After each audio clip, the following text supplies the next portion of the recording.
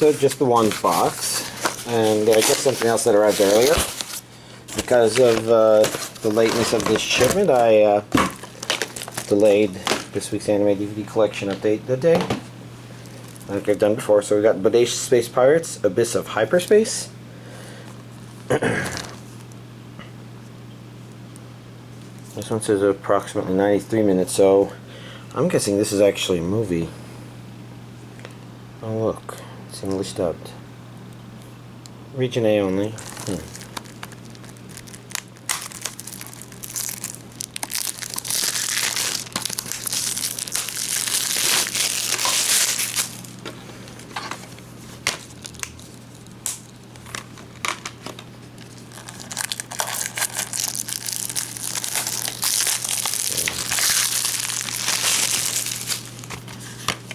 Especially since there's only one disc. I really ought to return to and finish watching the series. Otherwise, looks like the same disc art. Then we've got Love Stage, which is all 10 episodes plus OVA on 2 discs.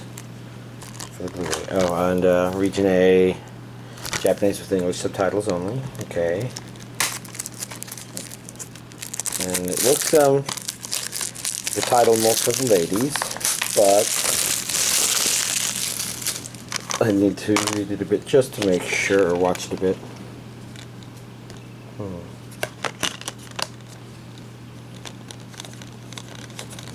Because they look like 2 guys, but it's always possible a blonde-haired person could be a reverse chap, I guess.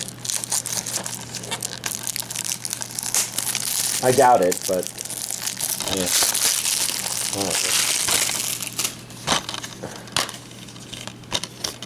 So this one's also 2 discs. Let's line these up so that we can do a proper comparison, because it looks like it's just the same disc art between the 2 versions. Nice and straightforward. So I'll set this down here, because the other thing that arrived is Sound Euphonium Collector's Edition Volume 1. Another Pony Canyon release, as you can see back here.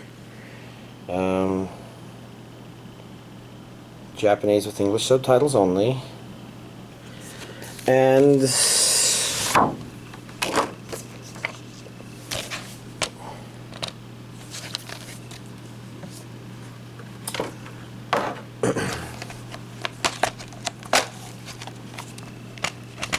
don't know too much about the show other than seeing a couple of imagery from it, I think.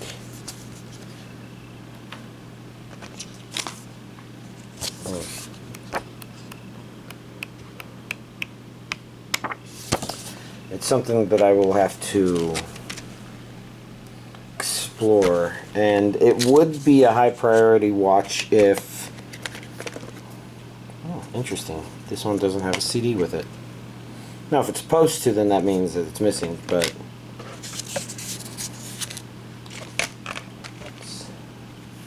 doesn't necessarily need to come with one, so it doesn't necessarily do. Although, it sounds like a more musically inclined sort of show, so I would have expected something, but maybe this means I should double check. I don't know.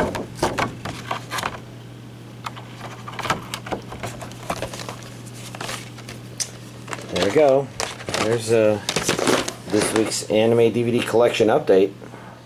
So, I think I might have been implying that I wanted to watch When They Cry Kai.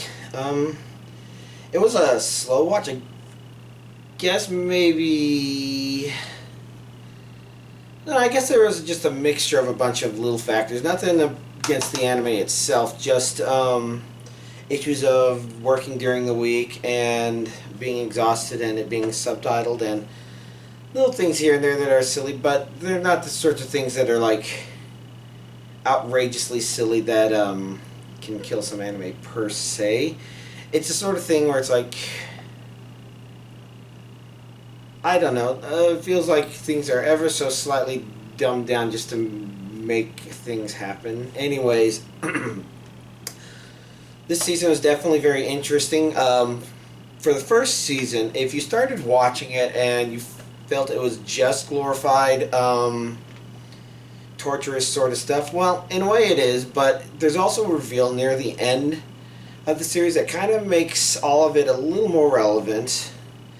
And the entirety of this season comes after that revelation, so naturally it means that the entirety of this season is about that revelation. And because of that, it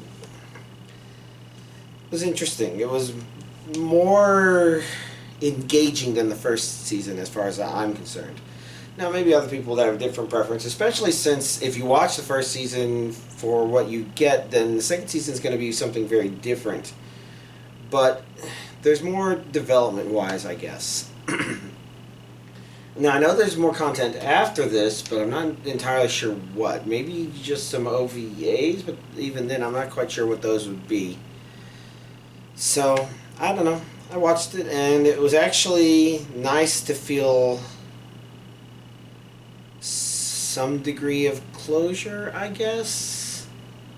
No, I'm not sure if that's how I would describe it definitely, but because you don't watch the first season, you don't feel like there's a lack of closure until you kind of start to understand what's going on for real, or something like that. And I don't know. Then I watched The Boy and the Beast. I guess I started When They Cry Kai just because it was kind of a low-hanging fruit, sort of, and you know, after I started, I kind of realized this probably would have been something I would have wanted to watch. This is from that same director who did Girl Who Leapt Through Time, Summer Wars, and Wolf Children. And, you know, I'm not a big fan of Summer Wars, but this one was enjoyable. So this one was definitely more along the lines of the other movies I like, except I'm not sure if it's right to say it's along those lines, because to a large degree, all four of the movies are kind of different in a way. Which is, I guess, why Summer Wars goes into territory that I really hate, but yeah. For this movie, yeah, I'm just trying to think what to say because, you know, I just enjoyed it. I kind of felt like it didn't follow a strict act structure near the end per se, but I think that makes it more in line with the guy's other works, where there's almost more of a flow to a conclusion-ish sort of thing. That's I don't know. I'm trying to think how to explain it without spoiling what happens, I guess, but it was nice. It worked out. It was an enjoyable movie. Now, I definitely like The Girl Who Leapt Through Time more, but I'm just trying to think if I remember Wolf Children enough to say how I feel this compares to that. And the problem is, you would probably like them for very different reasons, so I don't know if that comparison is helpful at all. So, yeah, I guess those are my thoughts on it. Good movie. So after that, you know, because I made the transition from When They Cry Kai, which was subtitled only, to The Boy and the Beast, which was dubbed, I kind of wanted to put something else dubbed on, so I went for Yona of the Dawn because I was kind of curious about it. There had been some talk about what to make of it from, I guess, some of the people looking at it, artwork-wise, on my channel last week or the week before, whenever it arrived. So I was kind of curious, and so far what I've seen is pretty enjoyable. I wasn't surprised. You can tell it's the reverse harem genre, which basically means that instead of one guy being serviced by a lot of girls, it's one girl being serviced by a lot of guys, conceptually, and it plays along those lines, but it doesn't really play up that angle too strongly. That's a real easy turnoff, I guess, that a lot of these things have, where it's like, it's kind of neat when it bubbles underneath the surface or something like that. Now, obviously, I can't say how it works long run, but doesn't seem like it's going to be like Fushigi Yugi, which it comes to mind to compare because Fushigi and Yona of the Dawn, they seem more Chinese culture inspired, which is something that you see in some anime because, you know, it's sort of like how we'd have, I guess here in the U.S. we don't have a whole lot of Canadian or Mexican sort of, well, not mainstream sort of titles, I guess. But, you know, it's about something that's kind of culturally similar, but still kind of different and exotic. So I think for Japanese watchers, stuff like this that's based on Chinese mythology, maybe, and I don't know if this one's actually Chinese mythology or kind of inspired by that sort of stuff, but the outfits feel more, they feel less Japanese, especially older Japanese stuff, I guess. Can't remember the name of however I was trying to reference it. Let's see. Events that happened, it has a little slow pace, but nothing too bad. It was the sort of thing where you kind of tell it's not paced to be a 13 or 12 episode series, which is when I realized, oh yeah, this is Yona of the Dawn Part 1, of course. So, obviously, Part 2 will be something I'll have to watch when it comes out, just so it's mentally closer to what I was watching here, just so I'm less likely to forget. And what was I thinking that was going to be mentionable because of that? I don't know. So far, enjoyable. I know some of the action scenes I actually thought were kind of fun.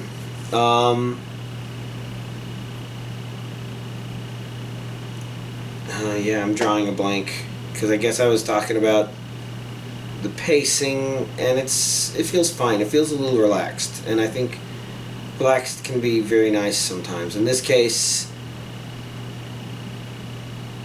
yeah, I don't know. And then last night, there was a question of whether or not I would start something up. Wake Up Girls is something I really want to see just because I guess it's a prequel to the series. I haven't double-checked that.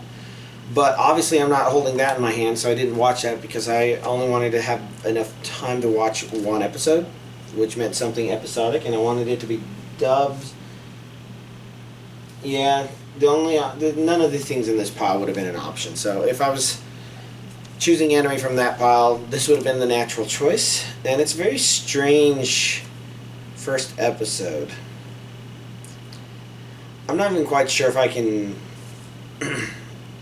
describe it. It's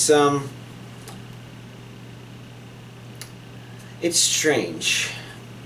I didn't find anything about it that was outright objectionable per se. It was just strange.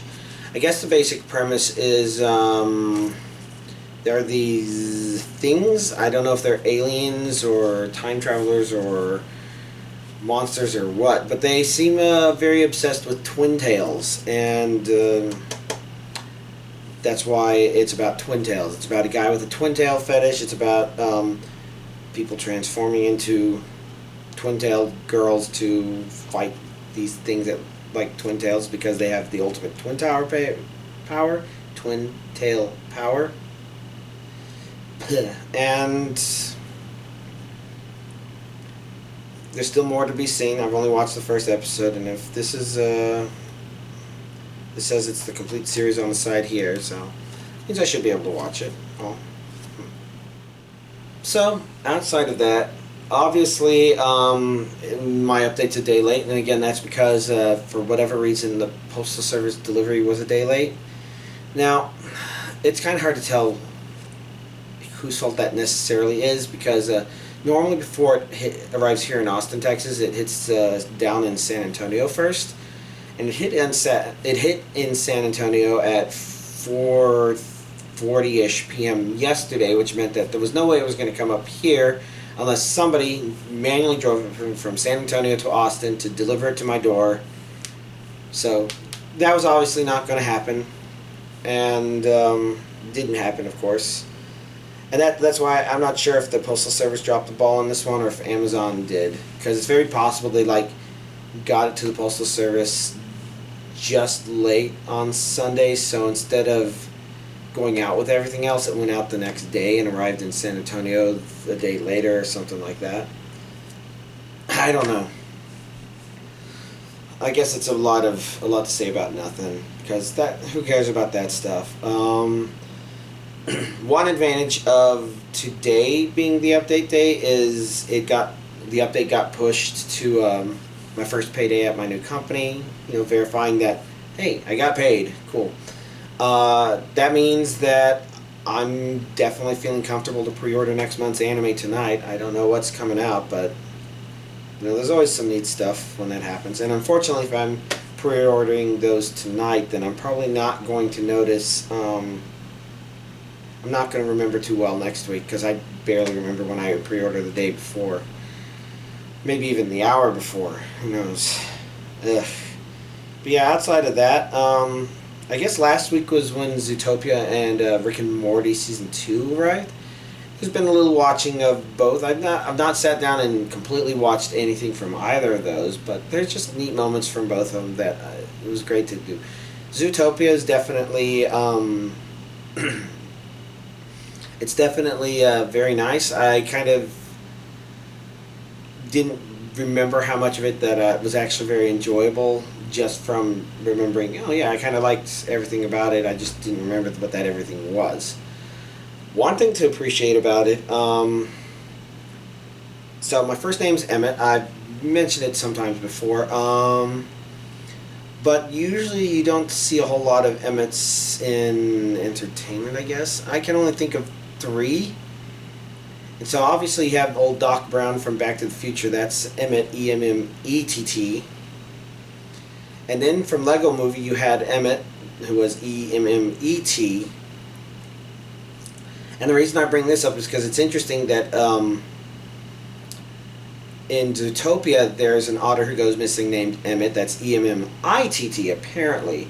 I'm not quite sure if I've seen that from an official Disney source, but a lot of Disney wiki sort of stuff spells it that way. And it's kind of interesting because, the word Emmett, you can spell that a lot of different ways. Like I said, there's 3 different ways right there, and it's more common for them to either have 1 T or 2 E's instead of an E and an I. And I'm the one with the slightly less common spelling. I guess that's E-M-M-I-T-T, which, I don't know. That's a very silly thing to be appreciative of for, but I guess when you have a name that you like and you don't see it too much, it's neat to see it in other places. But other than that, I guess I've just been playing a lot of Team Fortress 2. I don't know if I've been doing anything particularly notable in that regard either. So, I guess I'll go ahead and end the update there. Y'all have a nice week.